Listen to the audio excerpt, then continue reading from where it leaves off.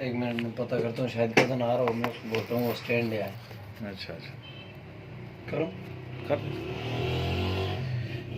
तो जो मैंने पहली चीज़ आपको बताई है कि आपको क्या चीज़ समझ आनी चाहिए कि जी यूरिनरी ट्रैक सिस्टम क्या है, उसकी एनाटमी आना चाहिए। उसका ये एनाटमी का मतलब ये होता है कि आप को ये पता हो कि किस जगह पे लोकेशन उसकी क्या है, जगह कहाँ पे वाक़ा है, उनके नाम क्या हैं, उनकी शक्ल सूरत कैसी है, ये एनाटमी कहते हैं। जी शक्ल सूरत कैसी है, नाम क्या है, किस जगह पे वो वाक़ा है वो चीज़। मतलब यूरिनरी सिस्टम को जैसे मैंने आपको बताया कि ये आपके नाक के इर्द गिर्द जहाँ लब्बर रीजन होता है, लब्बर रीजन के साथ ये लगे होते हैं दो गुर्दे, जी और फिर वहाँ से नीचे की तरफ यूरिटर जाता है, हैं पेशाब की ठीक जो नाली है वो जाती है, और उसके साथ आगे मसाना होता है, मसाने के साथ यूरिथ्रा होता है नीचे, हैं ठीक। ठीक है। बताओ। तो अस्सलाम वालेकुम। ये बात आप उठो। अपने जहन में रखें कि ये चीज़ आपकी इधर आओ। एनाटॉमिकल प्रोसेस को आपने समझना है, पहला बात। और इधर ऐसा ना। जो ना स्टैंड तो माइक के नहीं। अच्छा, जो जो दूसरी जो बात हम ठीक है कहते हैं जी, दूसरी ठीक बात है। आप समझें, वो ये है ठीक कि ठीक है ना के नहीं। आपको नाम का पता होना चाहिए कि यहाँ क्या नाम है इनके। मैंने आपको बताया कि जो गुर्दे के ऊपर वदूद होता है उसको हम कहते हैं सुप्रारीनल ग्लैंड, ठीक है। जी उसके बाद दूसरी जो बात है, उसके बाद आ जाता है गुर्दा। गुर्दे को कहते हैं किडनी, हैं, जी और इसको रिनल भी कहते हैं, ये भी याद रखें। गुर्दा को किडनी और रिनल भी कहते हैं। और चूंकि हमारे मेडिकल टर्मिनोलॉजी में रिनल बहुत यूज़ होता है, रिनल कलकुलाई दूसरा तीसरा इस तरह से बीमारियाँ आएंगी हैं, जी तो रिनल का लफ्ज़ भी हमारे यहाँ यूज़ होता है। और चूंकि अंग्रेज़ी का लफ्ज़ किडनी है, और जो मेडिकली नाम है वो रिनल है, ठीक है। ठीक है सर। ठीक है, ये ठीक। जहन में रखिएगा। उसके बाद ये जो नाली आती है यूरिटर, जो पेशाब को गुर्दे से लेकर मसाने तक जाती है, उस नाली का नाम है क्या, यूरिटर। यूरिटर। उसके बाद आपका मसाना आता है, यूरिनरी गॉल ब्लैडर इसको कहते हैं, या मसाना कहते हैं, यूरिनरी ब्लैडर। ब्लैडर। यूरिनरी का मतलब पेशाब जिसमें आता है, ब्लैडर ठीक है में जमा होता है।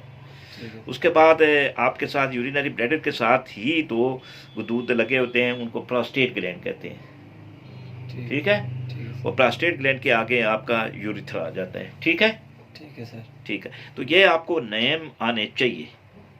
अब नेम के साथ साथ हम अगली जो बात करेंगे कि इसमें क्या कोई पैथोलॉजी हो सकती है, कुछ चेंजेस क्या आ सकती हैं गुर्दे के अंदर, क्या बीमारियां हो सकती हैं, जी समझ गया ना। तो पहली जो अगर आपका जो ऊपर सुप्रारीनल ग्लैंड है, तो इसका जो है ये सुप्रारीनल ग्लैंड के ऊपर जो है वो एक तो ये हो सकता है कि इसकी जो बीमारी है इसको सीए या कार्सिनोमा, सीए का मतलब होता है cancer carcinoma. Carcinoma of of supra renal gland, ठीक है। जी सर। कैंसर हो सकता है। ठीक। ये दो ही तरह का हो सकता है, बिनाइन भी हो सकता है और मलिग्नेंट भी होता है। बिनाइन कहते हैं उसको जो सिंपल हो, जिसमें कोई कैंसर का वाला मसला ना हो। और जहाँ मलिग्नेंट होता है वो कैंसर वाली बात होती है। मलिग्नेंसी या मलिग्नेंट जहाँ होता है चीज़, वो कैंसर वाले होते हैं। बिनाइन नॉर्मल किस्म के नॉर्मल वदूद होता होते है। हैं, वदूद जी ट्यूमर, ट्यूमर जो होते हैं वो नॉर्मल किस्म के। और जो बिनाइन जो मलिग्नेंट होते हैं वो कैंसर वाले ट्यूमर्स होते हैं, ठीक है। ठीक है सर। अच्छा, ये तो बात आपके जहन में आ गई कि ये पहली ये बात हो सकती है इसकी, हैं। ठीक। अच्छा, दूसरी बात यह है कि गुर्दा है। अब हम गुर्दे में कुछ वो मेजर आपको बातें बताएंगे कि जिससे इसमें जो गुर्दा आता है, गुर्दे की स्ट्रक्चर यहाँ चूँकि आके खून की नालियाँ आती हैं, खून की नालियाँ आके यहाँ खून को यहाँ से फिल्टर होके फिर वो वापस जाती हैं। जब खून फिल्टर होता है यहाँ पे, जब खून फिल्टर होता है यहाँ पे, तो इसका मतलब ये होता है कि यहाँ पे वालेकुम सलाम। जब खून फिल्टर होता है तो इसका मतलब ये होता है कि गुर्दे के अंदर खून फिल्टर हो रहा है, और फिल्टर खून आके यहाँ आता है, और एक बड़ा एक लंबा प्रोसेस है जो गुर्दे के अंदर होता है, वो फिर मैं आपको बारीकी में अंदर से बताऊंगा। मगर आप ये समझें इतना कि गुर्दे के अंदर एक सिस्टम होता है जहाँ खून आता है, वहाँ से फिल्टर होता है, और जो फाजल मादे होते हैं उनको वहाँ छोड़ता है, जो पेशाब के ज़रिए से आगे खारिज हो जाते हैं। ठीक। अब आप ये समझ गए ये बात। तो ये है गुर्दा गुर्दे के अंदर। तो यहाँ गुर्दे के अंदर कुछ ऐसी खराबियाँ हो सकती हैं जिसकी वजह से ये चीज़ डिस्टर्ब हो सकती है। तो पहला हम यहाँ एक कर सकते हैं कि ट्यूमर जो है, ट्यूमर ऑफ पेल्विस, ये गुर्दे की पेल्विस होती है ये, ठीक है, ये गुर्दे की पेल्विस है, ठीक है, पेल्विस। तो यहाँ ट्यूमर हो सकता है। ट्यूमर से मुराद मैंने दो चीज़ें बातें बताई हैं, मिलिग्नेंट या बीनाइन। ये याद बात आप रखें कि यहाँ या मिलिग्नेंट हो सकता है या आपका हो सकता है बीनाइन हो सकता है। बीनाइन सर किस तरह का होता है? वो तो एक दोबरा होता है, एक जो है पहले सुने फिर बाद में इसको करेंगे।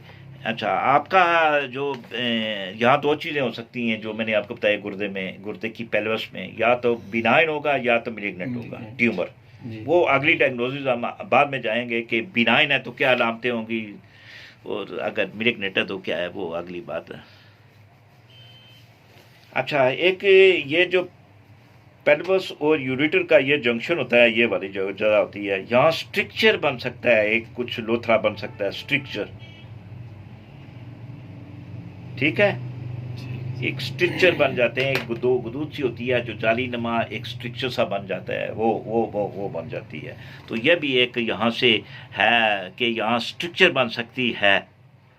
वो तो जहाँ अल्लाह वाला, जहाँ कोई आपको एक जो चीज़ और जहन में रखें कि जहाँ मसलन कोई ट्यूमर बना, कोई चीज़ एक जगह पे, ये एक नॉर्मल चीज़ है, तो यहाँ फर्ज करें ये नॉर्मल है, ये एक नॉर्मल है, तो यहाँ कोई चीज़ बन जाती है, तो यहाँ एक चीज़ बन जाती है, तो ये क्या होगा, बढ़ेगी ना। कोई चीज़ बनती है वो क्या होती है, बढ़ती है वो जगह ना, उभरती है बाहर निकल, वो बढ़ती आता है। तो वो जहाँ थोड़ी चीज़ बढ़ जाती है, आपके जहन में ये होना चाहिए कि वहाँ कुछ एक्स्ट्रा ग्रोथ हो जाती है, ज़्यादा कोई चीज़ बढ़ जाती है जो नेचुरल वे पे चीज़ है उससे हट के कुछ ऊपर हो जाती है, तो उसकी शक्ल सूरत में तब्दीली आ जाएगी। क्या होगा, उसकी शक्ल सूरत में तब्दीली आ जाएगी कि ये कुछ यहाँ से गड़बड़ है।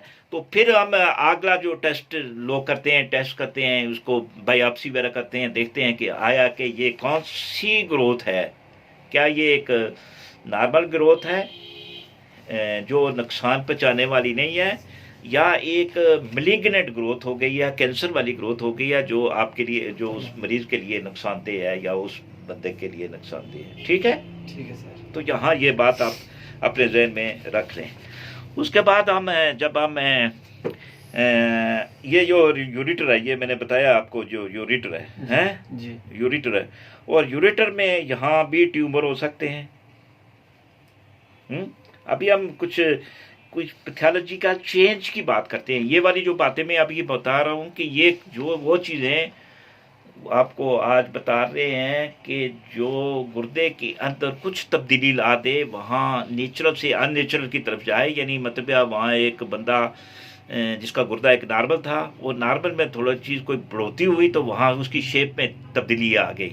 ठीक है, तो वो चीज़ हम बता रहे हैं। बाद में हम आपको इसकी और भी बीमारियाँ बहुत हैं जो उसको हम करेंगे एड्रेस, मगर वो लंबा हो जाएगा। मगर आज एक ही मसले पे हम इसको रखते हैं, वो है मसला आपका कि यूरेटर। अब यूरेटर के अंदर क्या हो सकता है जी, ट्यूमर आप यूरेटर हो सकता है, हैं?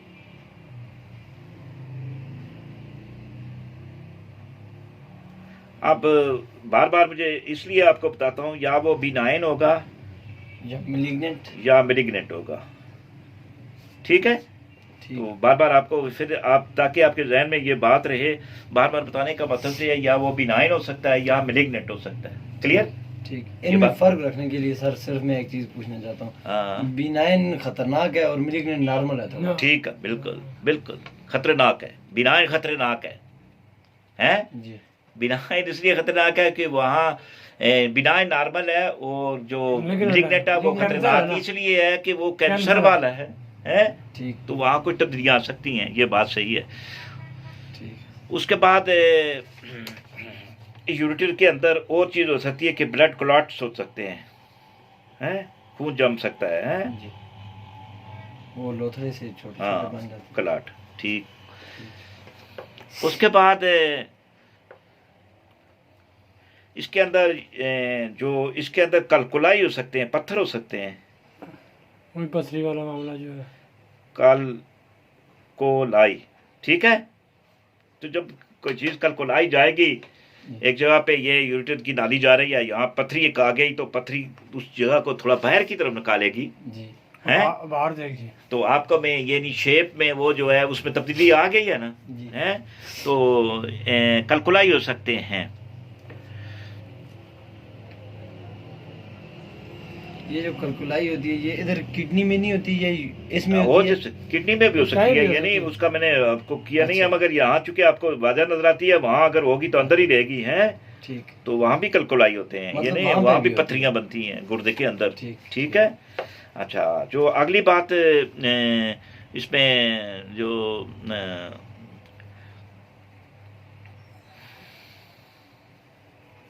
अच्छा कोई जगह पे यहाँ यूरिटर में यहाँ फिब्रोसिस हो सकती है। फिब्रोसिस का मतलब ये होता है वो जगह थोड़ी होके सख्त होके थोड़ी बढ़ सकती है ठीक है, उसको फिब्रोसिस कहते हैं। क्लियर ये बात?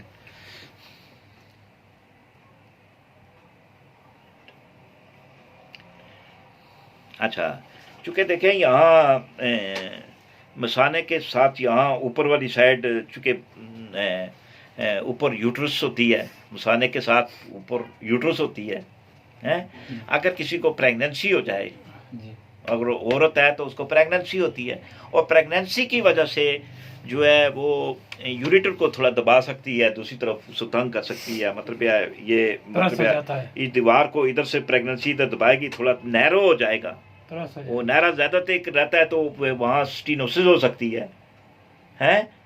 अब ये प्रेगनेंसी भी कर सकती है उसको, क्योंकि प्रेगनेंसी 9 महीने तक रहती है, शुरू से उसने दबाया हुआ है तो वो थोड़ी जगह नैरो हो सकती है, तंग हो सकती है। हाँ ठीक है। अब हम उसके बाद चले जाते हैं आगे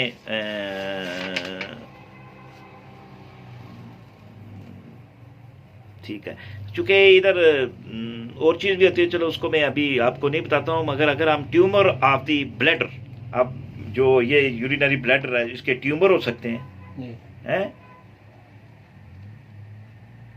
अब ट्यूमर को वही समझें जो मैंने बताए हुए हैं। अच्छा, उसके बाद इसके अंदर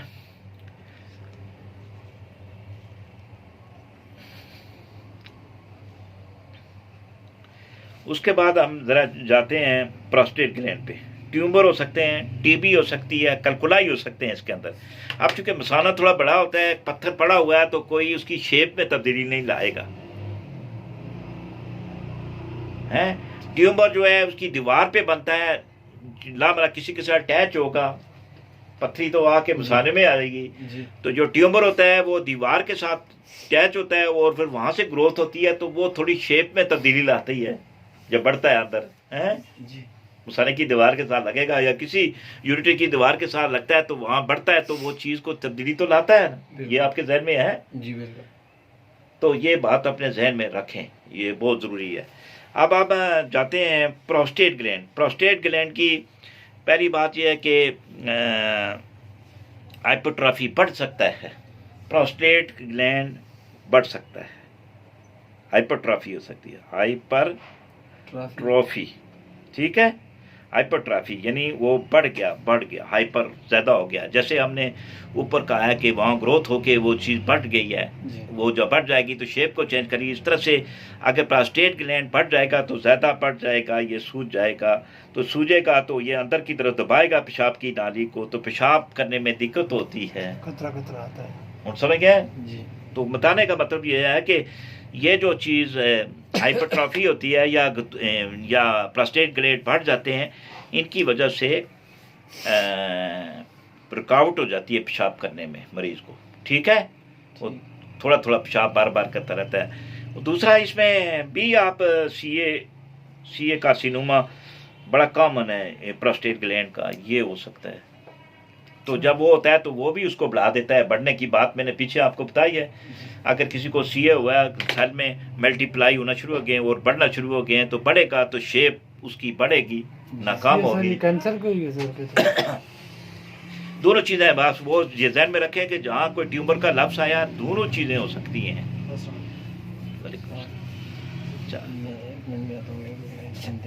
ठीक है, ठीक है। तो जहाँ कोई आपको कैंसर की या ट्यूमर की बात आती है तो आपके जहन में फौरी क्वेश्चन आप लोगों के आना चाहिए कि मेरे यहाँ दो ही चीज़ें हो सकती हैं, इसको बिनाइन हो सकता है, इसको मिलिग्नेंट हो सकता है, मगर उसको सिम्पटम से भी हम दोनों चीज़ें बिनाइन और मिलिग्नेंट को, जो आपका पहले ऊपर सवाल था, उसको हम कर सकते हैं सिम्पटम से।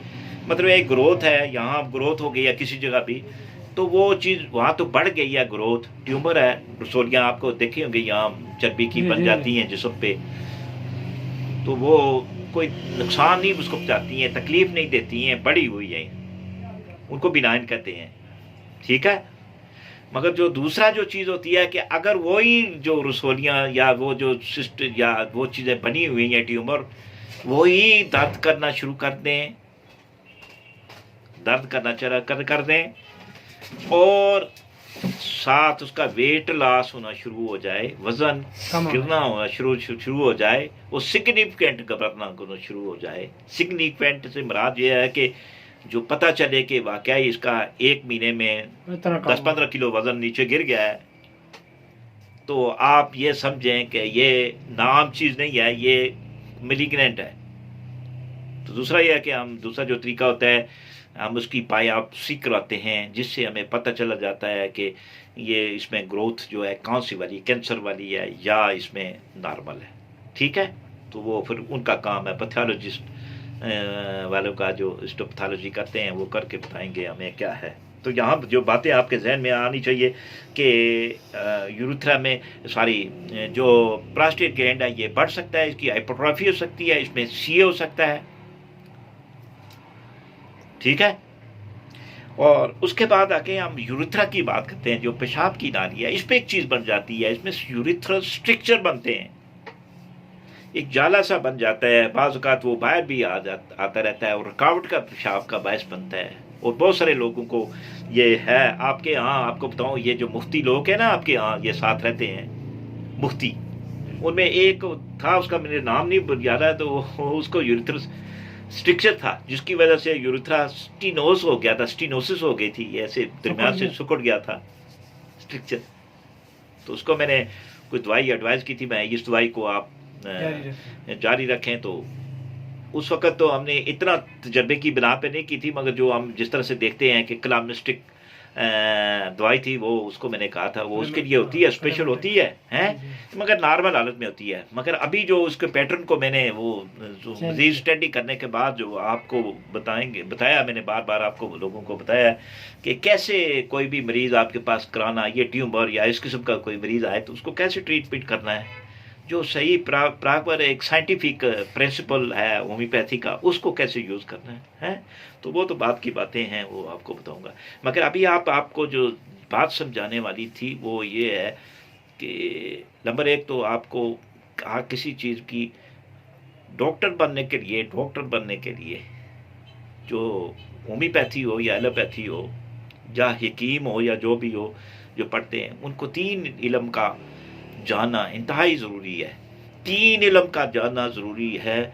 अगर वो इनको नहीं आता है तो वो ना किसी मर्ज़ को डायग्नोज कर सकेंगे, ना तशख़ीस कर सके, ना उनको पता है, ना उसका इलाज कर सकेंगे। फिर वो तुक्के वाली बात होती है, मारो जी तीर, लग गया तो ठीक है, ना लगा तो ना सही है। जब आप इस तरीके से करेंगे, आपको समझ जाए कि ये फलां जगह पे कुछ तब्दीली आ गई है। मसलन आपको एनाटमी पता है कि ये इसको है, ये चीज़ फलां है, गुर्दे में है, रूटिनर में है, प्रोस्टेट में है, मसाने में है या यूरेथ्रा में है? समझे? अज़ा की पहचान होनी चाहिए। तो एक आपको वो उसका एनाटमी जानना है, उसकी जड़ी है जो मस्ट है आपको एनाटमी आना इंतहाई ज़रूरी है। एक दूसरा ये आपको इल्म होना चाहिए कि उसका फंक्शन फ़ाल क्या है, काम क्या है।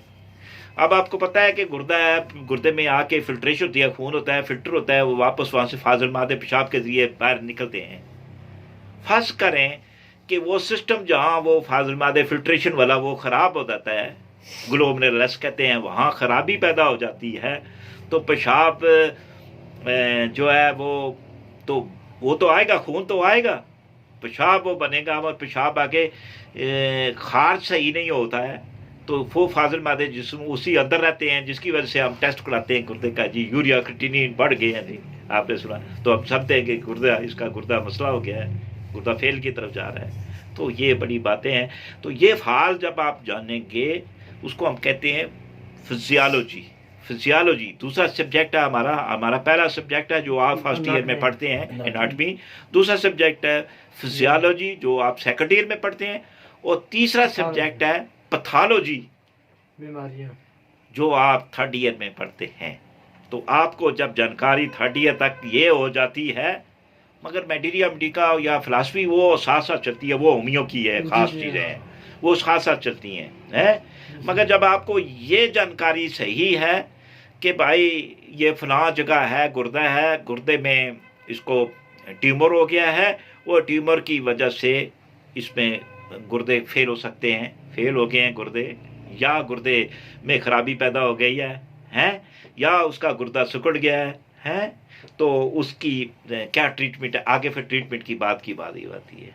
मगर पहले आपको ये पता होना चाहिए, ये पता होना चाहिए। इस तरह से यूरिटर है, पेशाब की नाली है, उसमें क्या क्या चीज़ें हो सकती हैं। मसलन वहाँ पे स्टून हो सकते हैं, आके उसको कर सकते हैं, ट्यूमर हो सकते हैं, टीबी हो सकती है। टीबी को मैं इन सब के साथ, जहाँ मैंने आपको ट्यूमर बताया, इसके साथ मैं टीबी भी लगाता हूँ, है उसके साथ, मतलब सी और टीबी हर जगह पे डॉक्टर साहब ने बताया। कैंसर की हालत है नहीं, आप उधर टॉक करें, मेरे से पूछे। जहाँ टीबी हो सकती है, टीबी भी हो सकती है, वो टीबी को हमें इग्नोर नहीं करते हैं, ठीक है। तो ये बातें जब आपको समझ आएंगी तो फिर आप किसी मरीज का इलाज कर सकते हैं। तो आप सब पे जो लाजमी है, जो आप ये समझें कि आपने एनाटमी को 100% तरीके से देखना है, आपको फिजियोलॉजी सही आनी चाहिए। फिजियोलॉजी के लिए आपको ऐसे नहीं आएगी, बुक को भी स्टडी करें, मेरे से पूछें, जहाँ आपको मुश्किल आती है वहाँ से पूछें। और तीसरी जो है, उनकी बीमारियाँ क्या होंगी, तो बीमारियाँ तो मैं आपको साथ साथ बताऊँगा कि क्या क्या बीमारियाँ होती हैं, वो बीमारियाँ भी आप अपने जहन में रखें।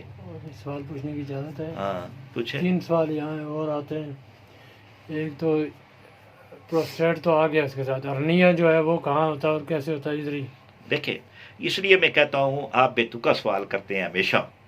वो तो मैं बताऊंगा, मगर वो अपनी जगह पे बताऊंगा। इस निज़ाम पे वो चीज़ आती नहीं है। ये निज़ाम है यूरिनरी ट्रैक्ट, पेशाब का निज़ाम है। पेशाब गुर्दे में बना नीचे तक गया, यहाँ तो वो हम हर्निया वाले बात को तो नहीं छेड़ेंगे। ऐसी के साथ नहीं, नो अटैचमेंट है, नहीं है, वो पेट के साथ उसका ताल्लुक है। तो वो मैदे के साथ नहीं है, पेट के साथ ताल्लुक है। पेट के साथ नीचे आंतड़ियाँ हैं, आंतड़ियाँ के साथ पेरिटोनियम के साथ उसका ताल्लुक है। तो वो तो मैं एक अनदर है, जो सवाल आपका है वो रिलेटेड नहीं है, इसलिए मैं ये समझता हूँ इधर इस बात पे उस पर चढ़ जाएंगे तो आपको कोई फ़ायदा नहीं होगा। जो आपके स्केच जहन में बनाए, देखे, याद रखे। जब मैंने ऊपर लिखता हूँ एक सिस्टम, आपने लिखा यूरिनरी ट्रैक्ट सिस्टम।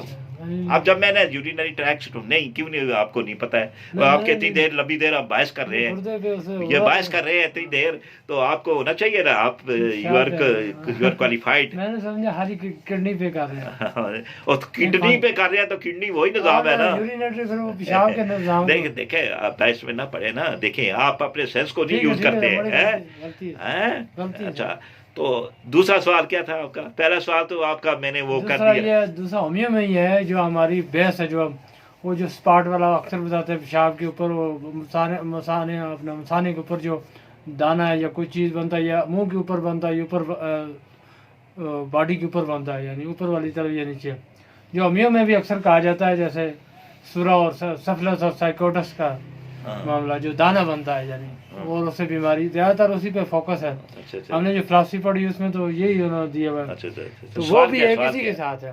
नहीं यानी उसमें यानी उसका साथ फंक्शन है, इसका ये नहीं है। बड़ा फंक्शन है, वो चीज़ें मैं आपको अलग, वो भी एक अलग बहस अच्छा है। ठीक है। वो सूरा साइकोसिस एक अलग बहस है। लेकिन उस पे ज्यादा दायत तनासल पे इसका जो है साथ है, उस पे बात नहीं, कर। दालत राशन पे मैंने अभी आपको वो चीज़ें बताई है जहाँ पर थियोलॉजिकल चेंज है। आप अपने जहन में रखते हैं कि मैंने ऐसा सवाल कर दिया जो मैं बड़ी बात है, वो नहीं बात नहीं, मैं आपके माइंड को मैं पढ़ सकता हूँ, मुझे पता है जिस लिए आपने किया है वो मुझे पता है। मैं आपको मैं छोटा बच्चा तो नहीं हूँ ना, है? अच्छा, मेरा मतलब ये है, देखिए आपको रिलेशन का पता है, इसमें बताऊंगा। साइकोसिस का काम है, ट्यूमर में बड़ा रोल है, उसमें रोल है, मगर वो आपको टर्म पे जब बीमारी को हम एक्सप्लेन करेंगे उस पर आपको बताऊंगा कि यहाँ इन बीमारियों का क्या रोल हो सकता है, यहाँ पे इनका क्या रोल हो सकता है, वो तो उसको आप एक करा था। तीसरी क्या सवाल है? दो तो आपके जो है वो इसके रिलेटेड नहीं है। तीसरा क्या सवाल है? यूरिनरी ट्रैक सिस्टम और बात होती है जलन वाला फैक्टर अक्सर होता है पेशाब की नाली में से, अक्सर लोगों को शिकायत होती है पेशाब आता है, वो इन्फेक्शन है ना, इन्फेक्शन है, उसको तो हम करेंगे ना बीमारियों में। मैंने आपको बताया कि जब हम पैथोलॉजी आपको बताएंगे कि ये बीमारी है गुर्दे में, ये पहली बीमारी है मतलब कहता है नेफ्राइटिस हो गया, गुर्दे की सोजिश हो गई है, इसमें क्या सिम्टम होंगे, क्या बातें होंगी। ट्यूमर हो गया तो इसमें क्या सिम्टम होंगे, क्या बातें होंगी। टीबी हो गई या उसमें क्या बातें होंगी, क्या नहीं होगी। उसके बाद गुर्दे फेल हो गए हैं, रीनल फेलियर जिसको हम कहते हैं, रीनल फेलियर हो गया। एक एक्यूट रीनल फेलियर होता है, एक क्रॉनिक रीनल फेलियर होता है, जो हमारे पास जिनको डायलिसिस पे जाते हैं, क्रॉनिक रीनल फेलियर, CRD है, क्रॉनिक रीनल फेलियर, ठीक है। और वो आपको बताऊंगा।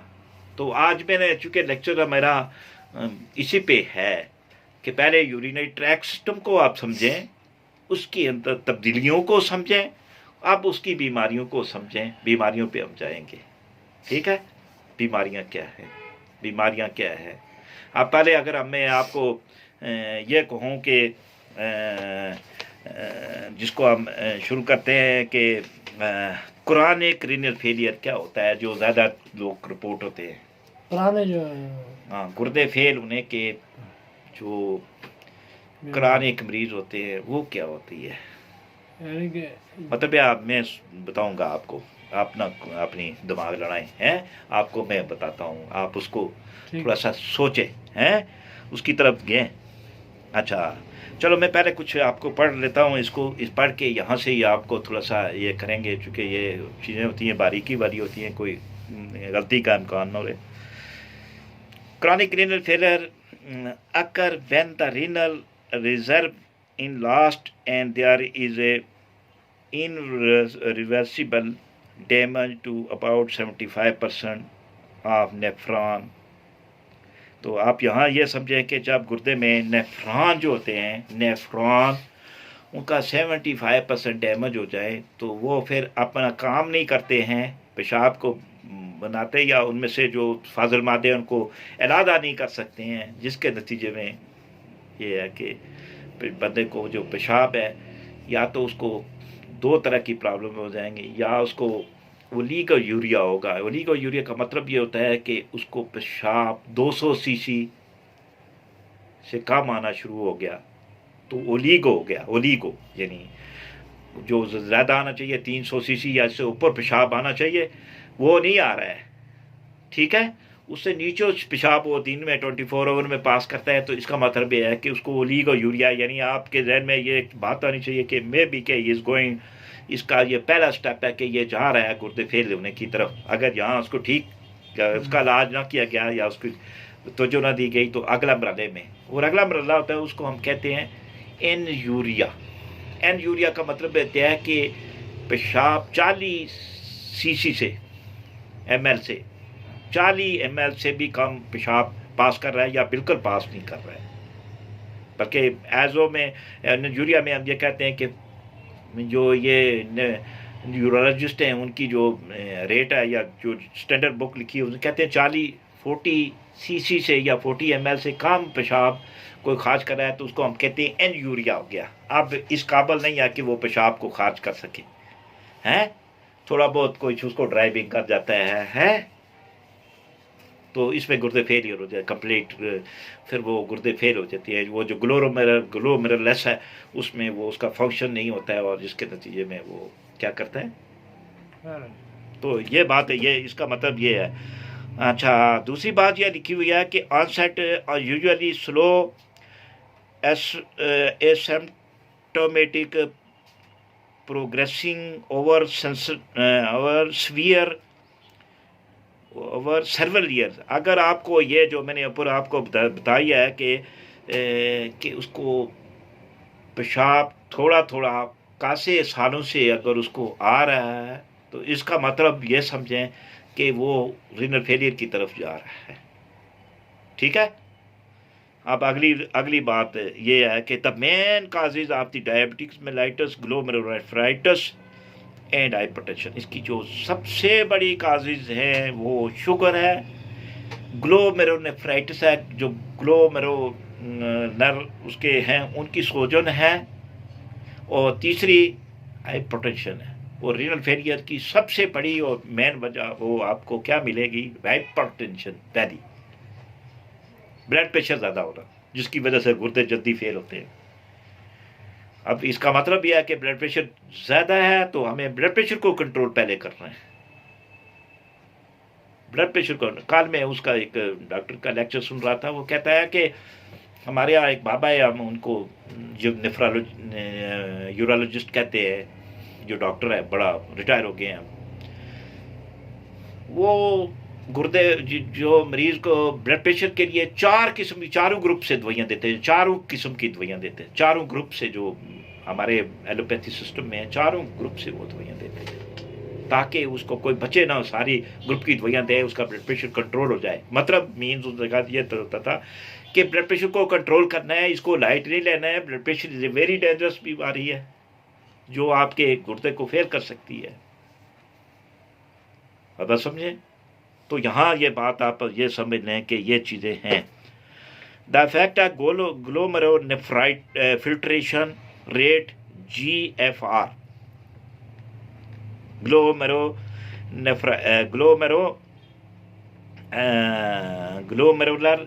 फिल्ट्रेशन रेट, जो वहाँ से फिल्ट्रेशन ग्लोमेरुलाई जो होते हैं, वो उसकी तस्वीर लगाऊंगा आपको, वहाँ से सही समझा दूंगा। ठीक है। तो वहाँ से जो वो फिल्ट्रेशन करता है, वो उसकी जो रेट है वो कम हो जाती है। Selective absorb and tubular segment GRF and filtrate volume greatly reduce and reabsorption of water is seriously impaired. जो दो बातें होती हैं, देखें कि जब वहाँ कोई खून आता है ग्लोमेरुलाई में, वहाँ ये इसमें खासियत होती है कि ये उसको फाजुल मादू को अलहदा करते हैं और बाकी खून को वापस करके तो वो दोबारा खून में चला जाता है और वो हमारे जिस्म के लिए यूज़फुल होता है। ठीक है। अब आप समझे, फिल्ट्रेशन होता है। तो जब ये बात हो जाती है उस ग्लोमेरुलाई में, तो ये काबिलियत ही उसकी ख़त्म हो जाती है कि वो उसको अलहदा करे फाजुल मादू को। अगर फाजुल मादा अलहदा ही करता है तो वो सक्रीट नहीं होते हैं, अंदर जमा रहते हैं, खासियत नहीं होती है, या पानी को अलहदा नहीं कर सकता है, और जो काम पानी होता है उसको रीअब्जॉर्ब करके वापस भेजने की ये खासियत ख़त्म हो जाती है ग्लोमेरुलाई में। जब गुर्दे में ये जहाँ पे ख़राबी हो ग्लोमेरुलर में। ठीक है। अब ये बात आप लोगों की समझ में आती है, ये बात जहन में आई है या नहीं आई है? कुछ अच्छा, कुछ चलो, अभी तो आप लोग चूँकि ये नई बात है ना, इसलिए आपको ये थोड़ी सी समझने में मुश्किल होगी।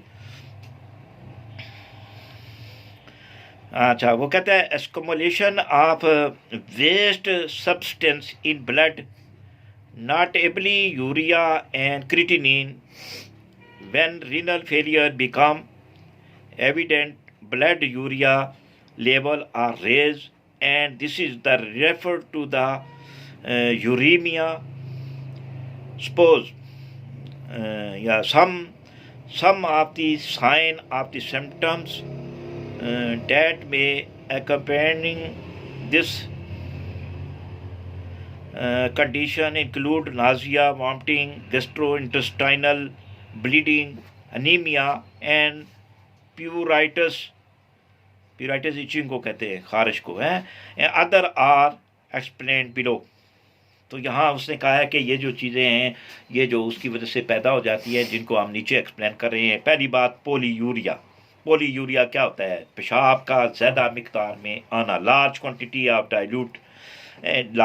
Dilute urine with low specific gravity and pass become water, reservoir is impaired. Necturia is a common presenting symptom। ये कहते हैं कि जब बहुत ज़्यादा मिकदार में पेशाब खारिज होता है, मगर उसमें जो सिस्टम होता है वाटर को रीअब्जॉर्ब करने का, दोबारा जज़ब करने का, वो इम्पेयर्ड यानी कमज़ोर, कम हो जाता है। और जब को कम हो जाता है तो ये जो सिम्टम है, यानी रात के वक्त जिसको पेशाब निकलना, निक्टोरिया, रात के वक्त पेशाब का होना, और ये उसमें प्रेजेंटिंग सिम्टम है। ये आपको जब लाए कि रात को उसको पेशाब ज़्यादा हो रहा है, तो इसका मतलब आप ये समझें कि ये रीनल फेलियर की तरफ जाएगा। ठीक है, जिस तरह से हम कहते हैं ना पोलीयूरिया, इसमें डायबिटिक्स में पेशाब बहुत ज़्यादा आता है। ठीक है तो ये पोलीयूरिया को ये कहते हैं। दूसरा है एसिडोसिस। ये बड़ी कॉमन चीज़ है जो सिम्टम में आएगी आपको, acidosis in the kidney buffer system that normally control the pH of body fluid fail, hydrogen ions accumulate. वो कहता है कि एसिडोसिस वक्त होती है जब जो कंट्रोल करने वाला है सिस्टम, जो pH होता है जिसको कहते हैं द बॉडी फ्लूइड, फेल हो जाता है, कि उसको करने में वो नाकाम रहता है, जिसकी वजह से हाइड्रोजन आयंस बढ़ जाते हैं। हाइड्रोजन के जो आयंस हैं एस्कमुलेट वहाँ बढ़ जाते हैं। ठीक है, हो जाते हैं, और जिसके नतीजे में एसिडोसिस होती है।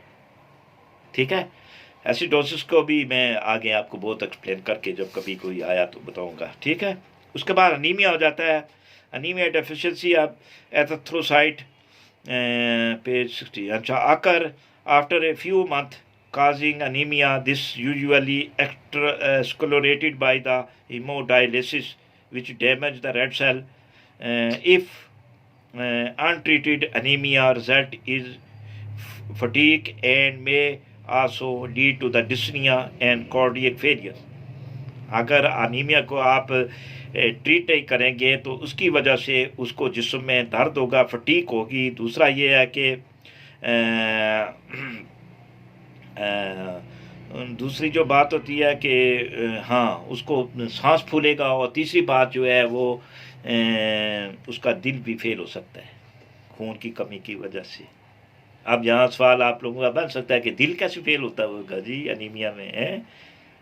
तो वो आपको कभी उसको मैं भी बात करूँगा कि दिल कैसे फेल होता है अनीमिया की वजह से। और मैंने ये मरीज़ देखे हुए हैं, जो दिल फेल हो जाते हैं खून की कमी की वजह से।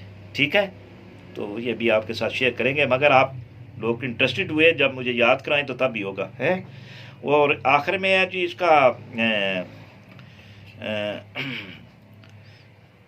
अनीमिया। उसकी बात ये कहता है कि ट्राइडनेस, थकावट महसूस करना, एंड ब्रीथलेसनेस, सांस तेज होना, फूलना, or sometime the initial symptom of chronic renal failure. ये इब्तदाई सिम्टम है गुर्दे फेल होने के। अब आपके पास आया जी सांस फूला हुआ है, तो आपको जो बात मैं इल्म आप तक पहुँचाना चाहता हूँ उसको आप ज़रा जहन में रखें। एक बंदा आपके पास ब्रीथलेसनेस, सांस फूला हुआ है, तो हमारा पता है सांस के साथ इसका ताल्लुक है, तो इसके फेफड़ों में कोई मसला होगा तो हम वो दवाइयाँ उसको लग जाते हैं उधर करने के लिए।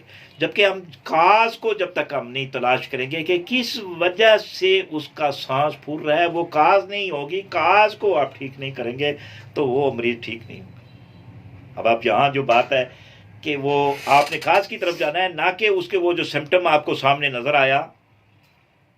तो इसलिए पैथोलॉजी जानना क्यों ज़रूरी है, बीमारी आपको जानना क्यों ज़रूरी है। चूँकि वहाँ से आपको जो सिम्टम मिलेंगे उन्हीं की बेस पे, वो जो वजह मिलेगी उन्हीं की बेस पे आप मरीज़ को ट्रीट करेंगे तो मरीज़ ठीक हो जाएगा। तो क्योंकि आपको वो वजह ही नहीं पता है कि सांस कैसे फूल रहा है। जैसे मैं एक डॉक्टर साहब के पास उनके क्लिनिक में बैठा हुआ था, तो वहाँ एक मरीज है, मुझे सांस की तकलीफ भी होती है, वो कहता है मुझे सांस की तकलीफ भी होती है, सांस की तकलीफ भी होती है। उन्हें ऐसा ठीक है, इसनों उसनों अपने असिस्टेंट ਨੂੰ आवाज़ दी, उसका दे दो जी वो कहाँ से होते हैं, वो जो कंपनी के जो कराची से मंगाते हैं कैप्सूल दम कैप या उसके साथ चस्टोन इसको साथ रखते हैं। वैसे मैंने उन्होंने डॉक्टर साहब को बाद में ये सवाल भी पूछा कि आपने इसको कैसे क्यों दिया है ये चस्टोन, सांस की तकलीफ है खांदा उसी खांदा है तो दिन मैं नहीं, ऐसे ना कहिया करें, ये चीज़ नहीं है। आपने देखा कि क्या उसकी इंडिकेशन उस पर बनती है तो तब दे। बात ये है कि वो उठा के देनी कि उसकी उनको इल्म भी नहीं है, उसका उनको इल्म भी नहीं है कि मैं क्यों दे रहा हूँ ये दम कैप। जब दम कैप देने के लिए आपके पास इल्म चाहिए, आपको पता होना चाहिए कि फलां बीमारियों में सांस फूल सकता है। जब तो वो पता नहीं है तो आप वैसे हवा में देंगे और वो मरीज़ को नुकसान पहुँचाएगा। और एक और बात बता दूं कि हम कहते हैं होम्योपैथी के साइड इफ़ेक्ट नहीं होते हैं, यही दे के हम ज़्यादा इसकी सेल करते हैं, हम करते हैं, बिल्कुल झूठ बोलते हैं और बिल्कुल गलत करते हैं। होम्योपैथी में अगर किसी को ख़राबी हो जाए, जो होम्योपैथ का ख़राब किया होगा मरीज़ ये मेड प्रैक्टिसिंग से, वो कभी ठीक ही नहीं होता है। अल्लाह ही कोई उसको शिफा दे दे, कोई किसी को उसकी हेल्प कर दे, ठीक ही नहीं होता है। ये भी बात बताओ, ये याद रखें। तो इसलिए मैं ये चाहता हूँ आप लोग कि कुछ इल्म असर करें यार, उस पर जो बाहर वाली बीमार है सुपरफिशियल काम ना करें। आपको बिल्कुल इंटरनल पता होना चाहिए, हमें पता होना चाहिए कि यहाँ खराबी या उसके नतीजे में ये सिम्टम हो सकते हैं, इन सिम्टम पे मैं वो वजह है उस वजह की दवाई दूंगा और साथ उनको सिम्टम के मुताबिक दवाई दूंगा, तो तब वो जाके ठीक होगा मरीज। हैं हम तो बड़े करते थे, मैंने फलां मरीज को दवाई दी थी जी वो ठीक हो गया। मैं भी वो उसको को कहते हैं हम तीर या तोका, जैसे हम हकीमों की बात करते हैं ना, वो तीर या तोका लग गया है, ऐसे ही होता है ये तीर या तोका। जब आप उसको रियलिटीज़ पे उसको समझ के दवाई देंगे, ये चीज़ है इस वजह की मैं ये दवाई दे रहा हूँ, उसके लिए हम कर रहे हैं, समझ गए। तो ये बात आप लोगों ने अपने बंदे बनी है। मेरा बताने का मकसद सिर्फ ये है कि आप थोड़ा सा इस पे ध्यान दें, इन चीज़ों पे ध्यान दें। अब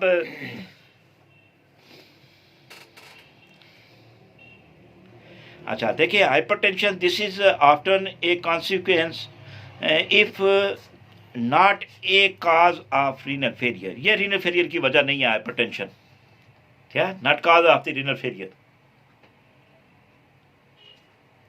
रीनल की वजह से नहीं है, ब्लड प्रेशर की वजह से रीनल फेल होता है, इसकी वजह से ब्लड प्रेशर नहीं होता है। ये बात ये बता रहे हैं, ब्लड प्रेशर की वजह से गुर्दे फेल हो सकते हैं, ना कि इसकी वजह से ब्लड प्रेशर हो सकता है। ये मेरा कंसेप्ट पहले ये था कि गुर्दों की वजह से ब्लड प्रेशर होता है। हाँ मेरा यानी कंसेप्ट। और इसके मैं आपको थोड़ी सी ये इनपुट डाल दूँ, जहाँ आप मिले कि वो दिल की वजह से, ऊपर दिल की बीमारियाँ हैं उनकी वजह से गुर्दे फेल हुए, तो वहाँ डिजिटलस आप गुर्दे फेल में दे सकते हैं। और जहाँ ये आपको पता चले कि गुर्दों की वजह से नहीं है, तो वहाँ एल सीरम को एडवाइस करते हैं। ये उसकी प्रिस्क्रिप्शन करने में आपको दवाई की बारीकी में पहुँचने के लिए हमें ये भी सबक मिलता है। हाँ बीपी हो तो उसके लिए फिर गुर्दे फेल हो बगैर उसके दिल की वजह से जो, तो वहाँ क्या करेंगे, एल सीरम देंगे। और जहाँ वजह है क्या चीज़ के ब्लड प्रेशर की वजह से गुर्दे फेल हुए, एक दूसरा दिल की वजह से अगर गुर्दे फेल हुए हैं, दिल की बीमारी है उसकी वजह से गुर्दे फेल हुए, तो डिजिटलस अगर ब्लड प्रेशर की वजह से हुए तो वहाँ गुर्दे फेल हुए हैं तो एल सीरम देंगे। तो ये बात आपके जहन में, ये भी आप फ़र्क है, इसको देख रहे हैं। चलो ये मैं ज़िम्मन बात आ गई है आपको इसलिए बताई है, चलो ये कोई आप इसको अभी ध्यान ना बेशक दें हैं, बाकी अभी आप उसको उसकी असर बात को समझें हैं। अब हम कहते हैं and stage of the renal failure, गुर्दे की आखिरी जो स्टेज है, उसमें क्या होता है, way death is likely without renal replacement therapy. ये कहता है कि जब गुर्दे फेल हो जाते हैं, अपना काम शुरू कर देते हैं, तो उसको गुर्दा रिप्लेस करने के बगैर अगर नहीं है तो उसको मौत ही है। गुर्दा फेल रिप्लेसमेंट सर्जरी करनी है, गुर्दे को तब्दील करना है, किडनी ट्रांसप्लांट जो होती है, किडनी ट्रांसप्लांट करना है। मगर बट आप होम्योपैथ हैं, जब आप ये बात समझ जाएंगे इन बातों को, जैसे मैंने 2 बार दवाइयों का आपको समझाया, इन सिम्टम को समझ के आप दवाई देंगे तो आप उससे बचा लेंगे, वो गुर्दे फेल होने से वो ठीक होके रिवर्स होके वो ठीक हो सकता है। बात समझे? जब आप काजिज को जानेंगे, काजिज के मुताबिक उसका ट्रीट करेंगे। जबकि एलोपैथी में हमारे यहाँ जब रीनल फेलियर हो जाता है, मास वाई रीनल ट्रांसप्लांट के, there is no treatment in the allopathy. और दूसरा यह है कि बस दूसरा काम यह है कि जब तक वो ज़िंदगी है तो डायलिसिस करवाता रहे, गुर्दे को साफ करवाता रहे उसको, ठीक है? बस कुछ बात यहाँ से समझ आ गई है। तो ये दूसरा बात ये है कि such as haemodialysis, peritoneal dialysis और kidney transplant of the condition is referred to the end stage of failure. The excretory function of the kidney are lost, acid base balance cannot be maintained, and endocrine function of the kidney are disturbed. Toward the end of the life, anorexia, nausea, and very deep inspiration occur. बहुत लंबे ऐसे सांस लेता है, ये deep inspiration होती है, ठीक है? एंड यूरीमिया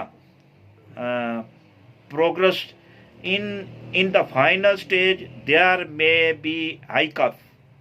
आखिरी जब उसको स्टेज हो जाती है तो हिचकी लग जाती है, इचिंग, और इचिंग को खारिश होना चाहती है, वॉमिटिंग एंड मसल ट्विस्टिंग, उसके जो पट्टे हैं उनमें क्रैम्प्स पड़ जाते हैं, एंड स्नीजर एंड डोजीनस एंड कोमा, डोजीनस बुनुदगी, और उसके बाद बिल्कुल बेहोशी में चला जाता है और उसकी लाइफ एंड हो जाती है। ये बात समझे?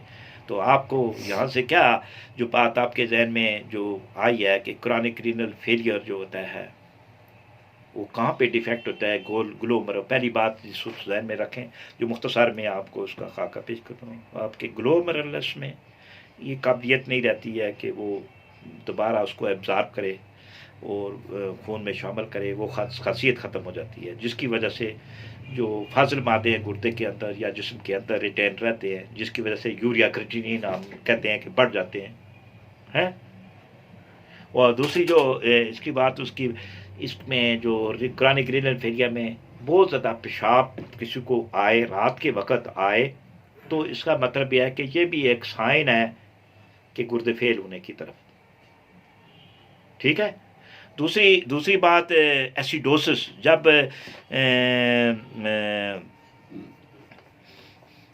पीएच जो होता है, जो बॉडी के फ्लूइड को जो है वो कंट्रोल करता है, और जिसमें हाइड्रोजन जब बढ़ जाती है, हाइड्रोजन आयंस बढ़ जाते हैं, जिसके नतीजे में एसिडोसिस हो जाती है, ठीक है? एसिडोसिस में भी आप यूँ समझें कि उसको ब्लीचिंग होगी, उसको वॉमिटिंग हो सकती है, नाजिया हो सकता है, और चूँकि वो सारी चीज़ें अंदर बड़ी होती हैं, बेहोशी भी हो सकती है, ठीक है?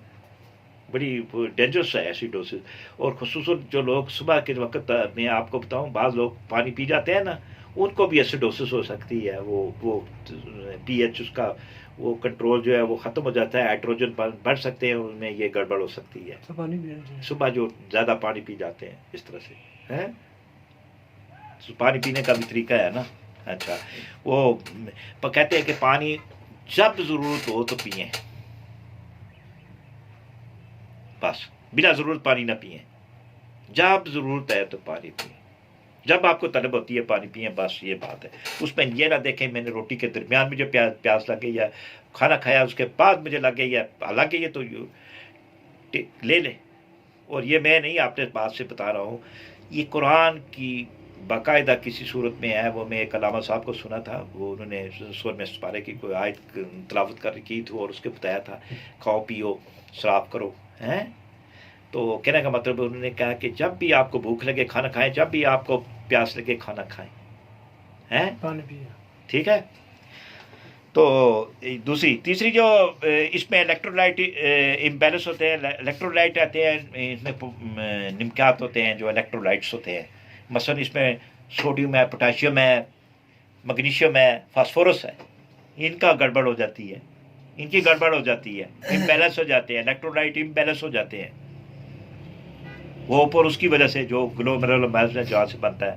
और उसके बाद खून की कमी हो जाती है,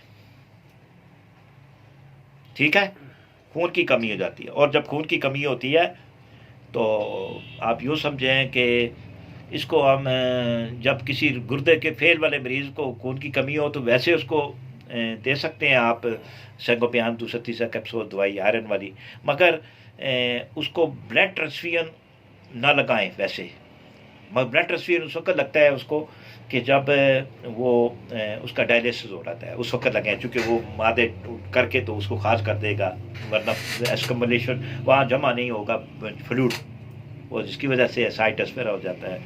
और हाइपरटेंशन, इसको आप कंट्रोल रखें। हाइपरटेंशन की वजह से गुर्दे फेल हो जाते हैं, तो हाइपरटेंशन को बहुत तवज्जो दें, हैं। तो ये सारा आपके स्केच है। और आखिर में जब आप कहते हैं कि जब एंड स्टेज होती है तो वो सारी चीज़ें जो मैंने थोड़ी देर पहले आपको बताई हैं कि वो सारी चीज़ें हो जाती हैं, हैं। पेशाब आना बंद हो जाता है, कम हो जाता है, ठीक है, सांस में दिक्कत होती है, ब्रीथ, ठीक है, खून की कमी हो जाती है, क्रैम्प पड़ना शुरू हो जाते हैं जिस्म में, हैं, ट्विस्टिंग मसल होना शुरू हो जाती है, तबीयत ख़राब होने लगे हैं, ब्लीचिंग, ये सारी चीज़ें शुरू हो जाती हैं। तो ये है आपको क्रॉनिक रीनल फेलियर। मैंने आज जो आपको बताया कि पहले उसकी एनाटॉमी बताई, फिर उसकी बताइए कि उसमें क्या चीज़ें हो सकती हैं, फिर तीसरी जो बात हमने की है कि हमने उसमें से एक बीमारी ली है रीनल क्रॉनिक रीनल फेलियर। वो क्या होता है, हैं। तो क्रॉनिक फेलियर को आपको बताया कि लीवर फेलियर में ये चीज़ें होती हैं, ये चीज़ें उसकी रिस्पॉन्सिबल हैं, ये खराबी वहाँ पैदा हो जाती है गुर्दे के अंदर। अब आपको पता लग गया कि ग्लोमेरुलस के अंदर खराबी पैदा होती है, तो आप उसका वो ट्रीटमेंट करेंगे, वहाँ क्या खराबी हुई है तो वहाँ जो मेडिसिन आप अप्लाई करेंगे। आप ये बात होगी। अब दूसरी अगली बात पे आप जाते हैं कि किस वजह से उसके अंदर ये खराबी पैदा हुई। तो ये तो मैंने वजह आपको कुछ मैंने यहाँ की भी है, मगर आप वजह अब हम दूसरी वजह पे आते हैं कि गुर्दे पे क्या खराबियाँ हो सकती हैं, ट्यूमर क्या बन सकते हैं, किस वजह से ये खराबियाँ पैदा हो सकती हैं।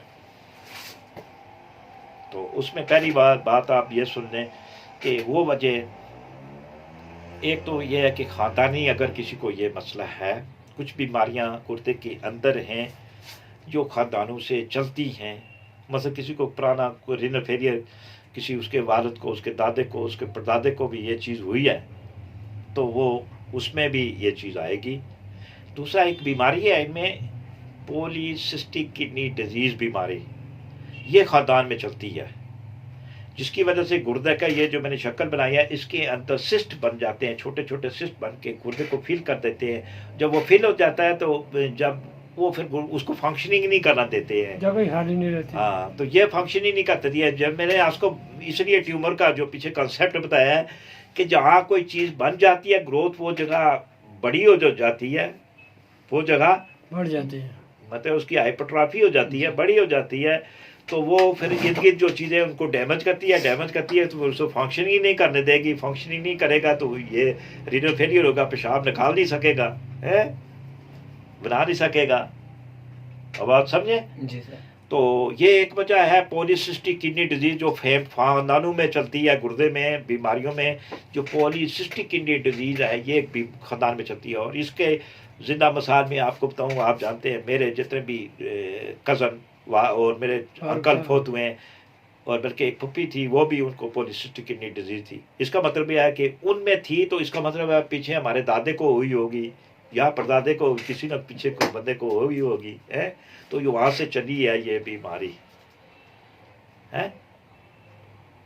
तो इसको कैसे ट्रीटमेंट करना है, ये ट्रीटमेंट की बात मैं बात बताऊंगा हैं, मगर जब आप वजह देखें कि ये वजह गुर्दे में है, पॉलीसिस्टिक किडनी डिजीज, दूसरा ट्यूमर है, कैंसर है, कैंसर अगर हो गए तो वो जगह घेर देते हैं, फैल जाती है, और जिसकी वजह से वो गुर्दे फेल हो सकते हैं। समझ गए? टीबी है तो टीबी उसके सिस्टम को डिस्टर्ब होके वहाँ वो टीबी की वजह से वहाँ अल्सर ज़ख़म बन सकते हैं, और टीबी की वजह से वहाँ ख़राबियाँ पैदा हो सकती हैं, और जिसके नतीजे में वो तब्दीलियाँ वहाँ आ जाती हैं और वो उसके गुर्दे को फेल कर सकती हैं। तो आपके जो लाजमी है, इसलिए मैं आपको लोगों को मैंने बताया कि जब भी आपके पास कोई पेशेंट आए तो उसको पूछे आपके ख़ानदान में टीबी है, आपके ख़ानदान में कैंसर है, आपके ख़ानदान में गोनोरिया है, आपके ख़ानदान में टाइफाइड रहा है, आपके ख़ानदान में और कोई ऐसी बीमारी रही है, मसलन शुगर रही है जो जो चलती है ख़ानदानों में, आपके ख़ानदान में ब्लड प्रेशर था, किसी को दमा था, तो ये बीमारियां लंबी है, ये चलती हैं, नस्ल दर नस्ल चलती है। दमा भी नस्ल दर नस्ल चलता है। जी जी, दमा भी नस्ल चलता है। उसको हम टीबी के साथ रिलेट करते हैं, मियाज़म के साथ। ये सारे जिनका मैं नाम ये सारे मियाज़म हैं, इनको आप ये समझें, ये मियाज़म है, ये सारे टीबी मियाज़म, कैंसर मियाज़म हैं। तो इसको आप मैथमेटिक तरीके से आप देखेंगे। तो मैंने आपको एक बात बताई हुई है कि एक जब भी कोई आपके पास पेशेंट आता है, पूछे आपको ये मसले हैं, अगर हैं तो उसका नसोड़ दें।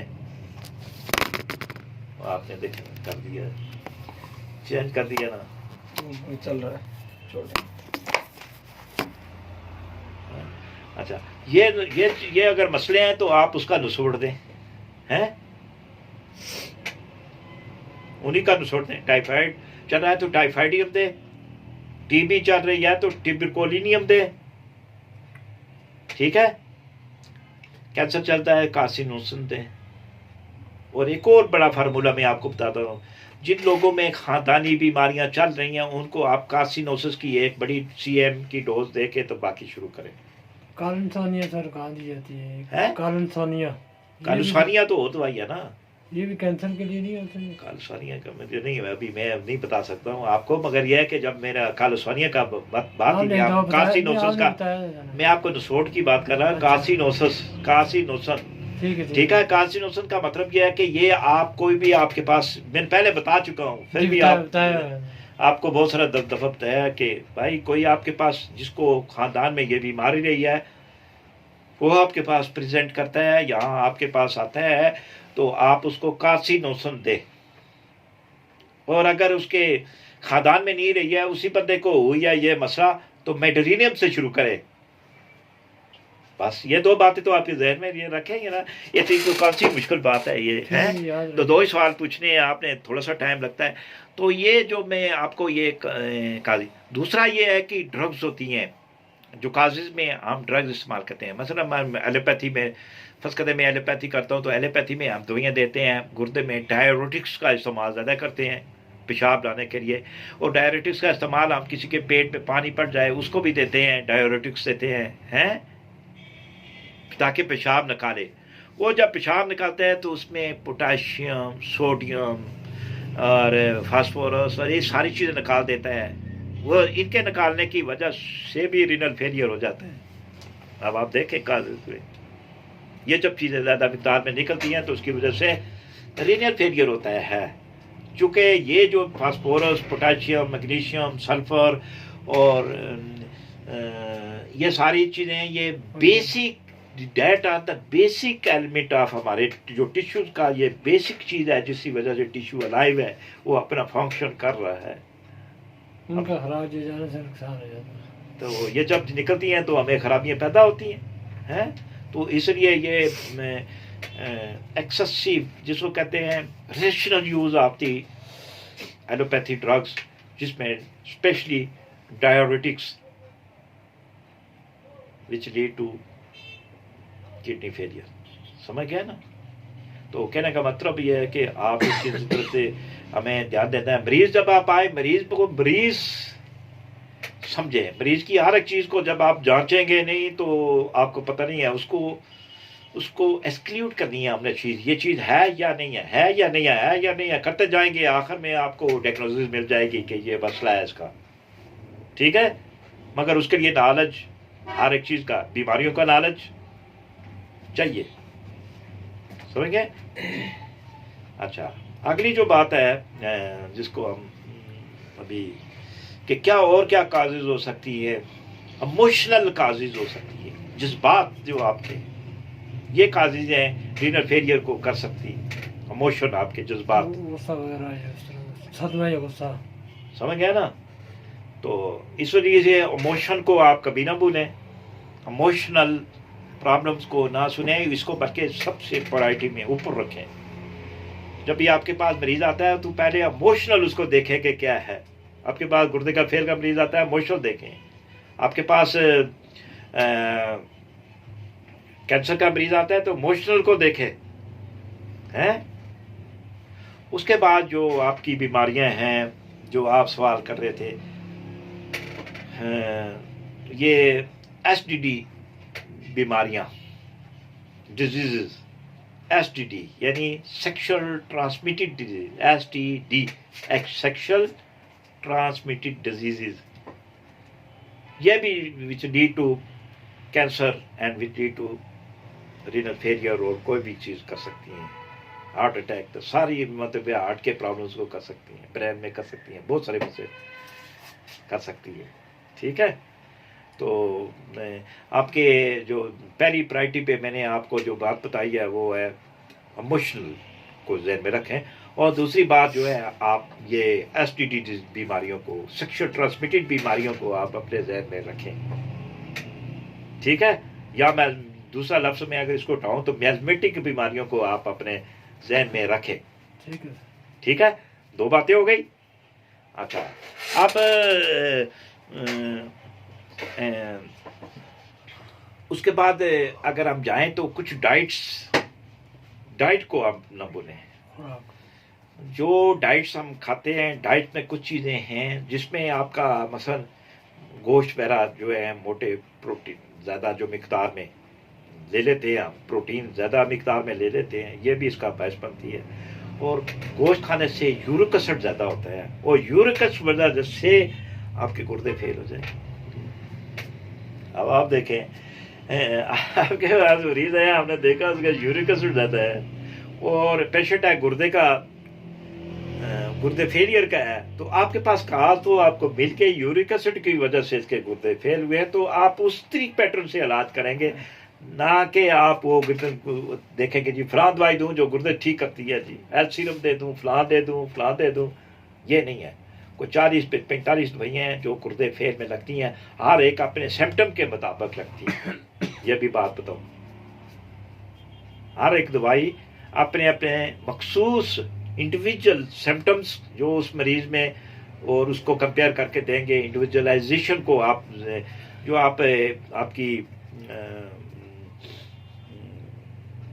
क्या नाम है, फिजियोलॉजी, सारी क्या होती है हमारी यार, जो एक हमारी मटीरिया और दूसरा क्या, फिलॉसफी, सॉरी, जो फिलॉसफी होती है, ये फिलॉसफी में एक आपका उसमें है इंडिविजुअलाइजेशन। तो इंडिविजुअलाइजेशन को यूं समझना है कि इंडिविजुअलाइजेशन का मतलब ये है कि हर एक बंदे की अलग इंडिविजुअल अलग दवाई है। हम 3 बंदे इस वक्त या 4 या 10 आदमी बैठे हुए हैं, तो इसका मतलब ये है कि हमारी अलग अलग दवाई है, इंडिविजुअल, समझ गए। हमारी आदत अलग अलग है, एक से सेम नहीं हो सकती। हमारे रंग, कलर, हर चीज़ जो है उसमें अलगगी है, ठीक है। तो कहने का मतलब इंडिविजुअल से हमने तलाश करना है कि कैसे हमने पूछना है कि इसकी इंडिविजुअल दवाई क्या है। तो जैसे मैंने आपको बताया कि यूरिक एसिड की वजह से उसकी अब यूरिक एसिड को करेंगे, हैं, ठीक है। इसके अलावा विटामिन डी जो है, विटामिन डी, इसकी कमी की वजह से भी ये चीज़ें हो सकती हैं। विटामिन डी को भी हम ऐड करेंगे, ठीक है, विटामिन डी। सर धूप और दूध के अलावा कौन कौन सी चीज़ें उसमें शामिल है डी में? तकरीबन जितनी भी हमारी खुराक होती है उसमें मुनासिब मिकदार में होती है ये चीज़ें, ठीक है। मगर यह है कि जो अगर इसमें कमी हो जाए, जब आप टेस्ट कराते हैं तो उसमें कमी आपको मिलती है, तो फिर आप क्या करेंगे, ये एक्स्ट्रा आप विटामिन डी उसको देंगे, ठीक है। अच्छा, और क्या वजह हो सकती है गुर्दे फैलने की? तो ये तो चलो कॉमन, ये इतनी बड़ी है, 5, 7, 8 आपको मैंने जो वजह बता दी हैं। तो ये वजह हैं जो गुर्दे फेल करने में मदद दे देती हैं।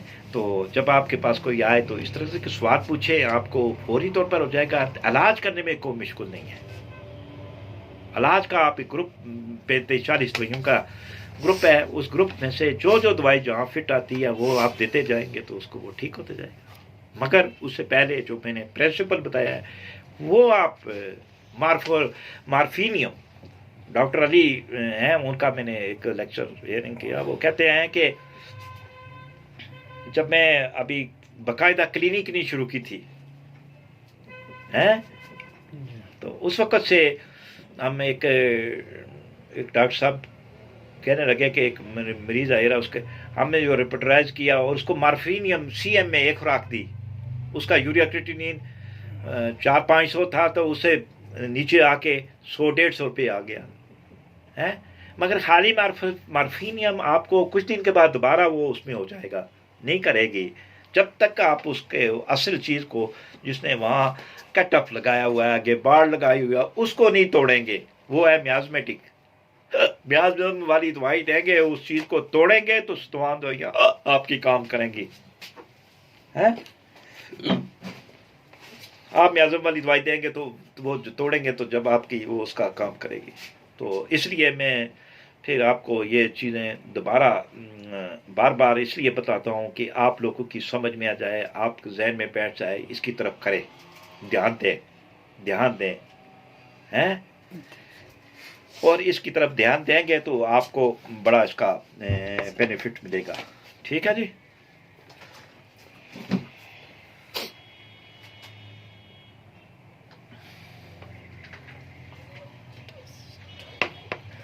अच्छा, अब आपका कोई क्वेश्चन हो, देखें इस रिलेटेड जो आज की गुफ्तगू हुई है, इसके रिलेटेड आपका क्वेश्चन है वो मुझे पूछिए। इसी फंक्शन पे एक मेरा है छोटा सा। हाँ बोले। आपने बहुत सारी बीमारियां बताई हैं जिसमें ये प्रोस्टेट के बढ़ जाने से पेशाब रुक जाता है, थोड़ा थोड़ा आता है, लेकिन ये जो अक्सर बार बार आता है, बच्चों का बेड वेटिंग होती है सर, ये किस खराबी की वजह से आता है? देखिए, हमारा जो सबसे बड़ा कंट्रोल है, जहाँ आपके ये सुन लें, आपके जितने भी हमारे निज़ाम हैं, इनका कंट्रोल आपके ब्रेन में है जी।